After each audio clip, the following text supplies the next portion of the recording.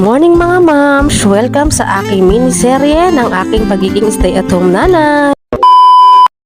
Good morning mga ka-moms! Ito talagang ating daily routine tuwing umaga. Wala nga po pala kaming face-to-face ngayon dahil nga may girls scout daw sa school nila. 5:30 pa lang niya, nakapagsaing na rin ako mga mid dahil kailangan ko rin talaga sikasuhin ang aking jusawa. Gustuhin ko man matulog pa hanggang alas 9 ng umaga, wala po talaga tayong karapatan. Chat! Habang tulog pa yung aking jusawa at maya-maya gigising na rin at magagayak na nga, tayo ay magmuni-muni muna dito sa labas ng bahay at medyo umaambon yan, ang lamig ng simoy ng hangin. Maya-maya nagising na yung aking jusawa at eto na lang din kanyang babaunin at ready to eat na kasi ayaw niya ng sabaw at natatapon nga daw. Di naman mahirap lutuan itong asawa ko at prito-prito lang, happy na siya at para may makain nga siya hanggang lunch. Dahil kaming dalawa naman magnanay, wala kaming pasok, ay pag alis na lang niya sa kanila ako magpapahinga kahit saglit lang. Meron din kasi akong monthly dalaw kaya medyo talaga masakit ang aking balakang. Yun din ba? Wala rin po ba kayong face to